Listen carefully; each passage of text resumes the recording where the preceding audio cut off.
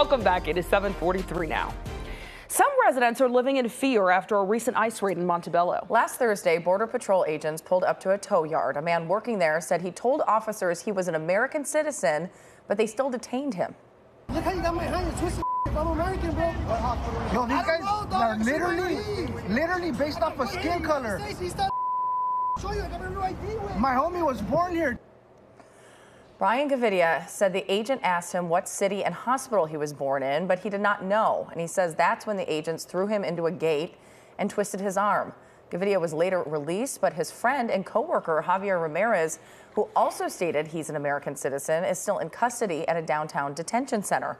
Joining us now is the Montebello Mayor Salvador Melendez. Thank you so much for being with us this morning. Thank you for having me here. So, first of all, have you spoken to Javier Ramirez, his family, or ICE agents about his arrest, and is he an American citizen? We've spoken, several of my colleagues have reached out to the family. It was a bit frustrating in the beginning because we didn't know about his whereabouts. As you may know, there's ICE agents are not really communicating with local representatives, so it's been extremely difficult to get a hold of him.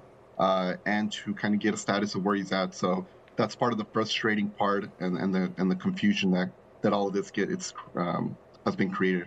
And have you or your team been in contact with Brian Gavidia? He was held up against the fence, as we saw in that video, but then released. But he says ICE agents never gave him his license back. Yeah, so actually I was on the phone with Brian yesterday. That's another extremely frustrating situation. He is a U.S. citizen. He was apprehended. He was pushed into a wall, into a fence, and then asked whether he was a U.S. citizen. He was asked, what hospital were you born in? And this is profiling. This is profiling right here, and it's extremely frustrating that a community that's almost 80% Latino, that they're coming in here and terrorizing our communities. And as you can see a trail of cars with armed individuals not identifying themselves in some situations, not knowing who it is, coming over here to our community and creating that fear. Psychologically, they've only been physically in a few blocks in Montebello, but psychologically, they've been everywhere because people are not going out. Businesses, people are not going out to eat. People are not going out to work, and it's extremely frustrating, intense situation here in the city. Well, I do want to talk about the psychological impact of it, because I do know, we were speaking in the commercial break, this is impacting business in Montebello. Can you just describe what you're hearing from leaders in that sector?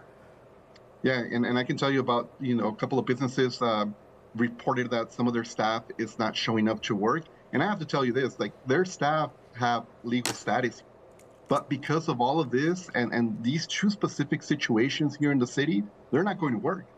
So we also have another situation where I know of a business that in order for them to go in, there's like a secret knock to go into that business. They close the door just to make sure that they can protect the folks that go in there and utilize their services. So it's extremely frustrating. And we have to nail the point that both of these individuals were U.S. citizens, and it's a direct attack on our Latino community. So along those lines, Department of Homeland Security tweeted out saying the facts are a U.S. citizen was arrested because they assaulted U.S. Border Patrol agents. Secretary Noem has been clear, if you lay a hand on a law enforcement officer, you will be prosecuted to the fullest extent of the law. Do we know if that is the case, or what are you hearing from these men? I know Ramirez, there's a hearing set in place for him. I think the information is still being gathered there, and at the end of the day, we have ICE agents coming into our communities, terrorizing our communities. You have that specific situation that happened on Olympic. That's both a business and a residential place. You have kids walking out there. You have families walking there, and you come in full force with several vehicles, creating this tense situation, creating this fear. And there's going to be some type of reaction when situations like that happen.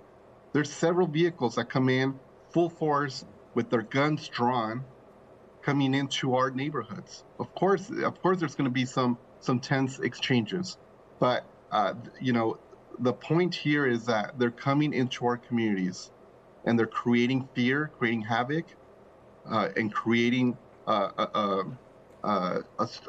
extremely psychological impact in our communities. This is gonna be a psychological impact that's gonna create distrust in our government for a very long time. I can totally understand and see that. What are you, though, telling your constituents and residents to do? Obviously, fear can drive a lot of things, but there's fight or flight. We all know if you follow psychology. So what are you telling people to do if they do encounter these ICE agents? Because it sounds like, you know, they will be thrown in a detention center if they lay a hand on these ICE agents. Well, look, we all know that we should not interfere with the federal government. We should not interfere with ICE agents. However, as the mayor here of the city, I think it's important for everybody to stay vigilant, for everybody to look out for one another, for people to let their neighbors know whether ICE is in the community, that it's not interfering with their operations, but that is alerting people. Because what's happening here is that we're tearing families apart. Yesterday, we just had somebody that was picked up from the bus stop.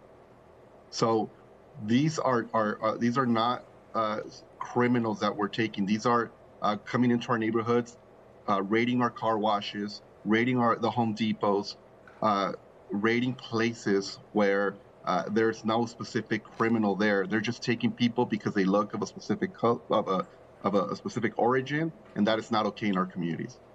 All right, Mayor Montebello, Mayor Melendez, thank you so much for joining us this morning. Thank you so much for having me.